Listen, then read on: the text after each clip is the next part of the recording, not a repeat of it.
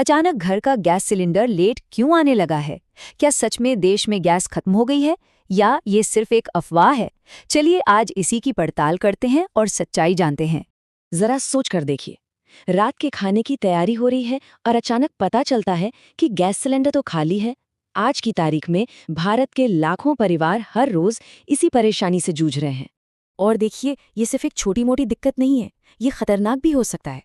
जब cylinder time पर नहीं मिलता ना, तो कई बार लोग खाना पकाने के लिए कोई दूसरा असुरक्षित तरीका अपना लेते हैं और इससे हादसों का खतरा बढ़ जाता है। तो सवाल ये है कि आखिर ये सब हो क्यों रहा है? इसका असर आप देखिए पूरे देश में दिख रहा है।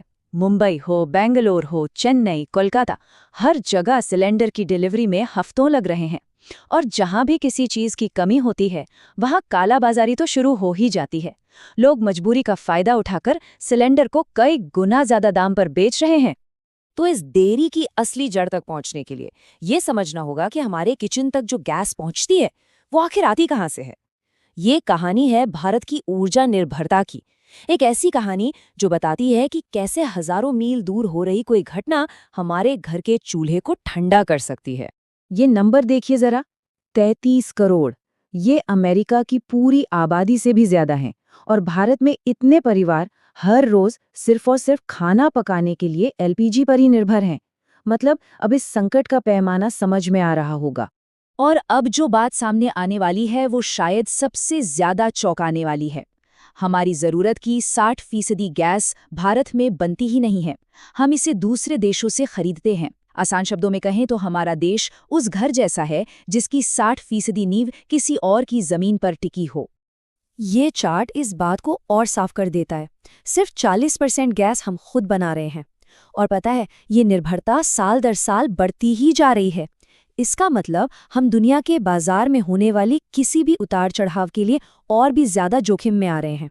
तो सवाल वही है, इस निर्भरता को कम करने के लिए किया क्या जा सकता है? तो हमारी गैस सप्लाई में जो ये रुकावट आई है, इसकी असली वजह क्या है? खैर, वजह छिपी है हमसे हजारों मील दूर, समंदर के बीच चल रहे एक संघर्ष में। एक ऐसी ग्लोबल घटना जिसका सीधा असर हमारे किचन पर पड़ रहा है। ये जगह है स्ट्रेट ऑफ हॉर्मुज। ये दुनिया का एक बहुत ही जरूरी और संकरा समुद्री रास्ता है। आप इसे दुनिया की एनर्जी सप्लाई की मेन आर्टरी यानी मुख्य धमनी समझ सकते हैं।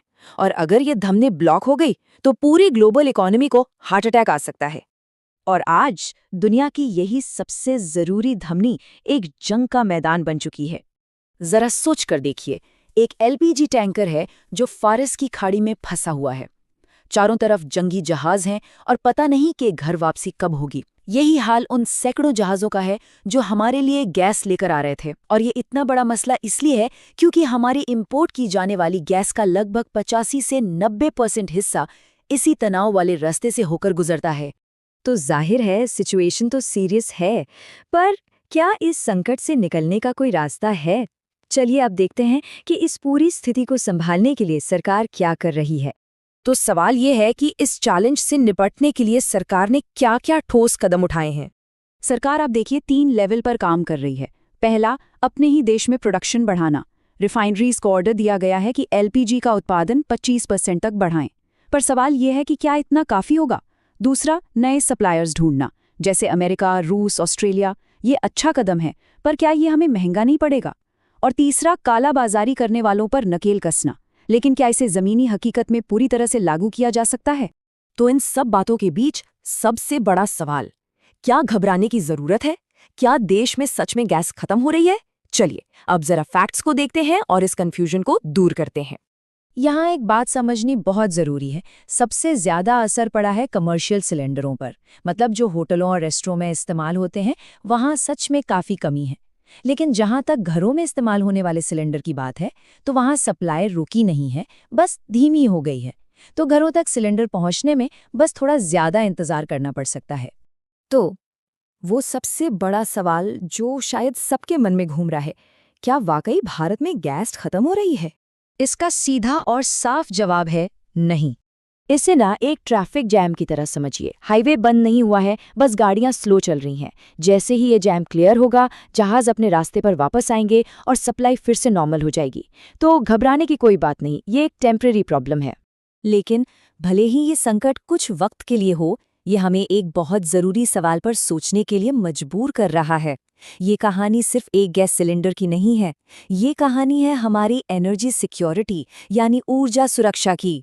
ये संकट असल में एक वेकअप कॉल है, एक चेतावनी कि हमें अपने ऊर्जा के भविष्य के बारे में गंभीरता से सोचना ही होगा, इससे पहले कि बहुत देर हो जाए।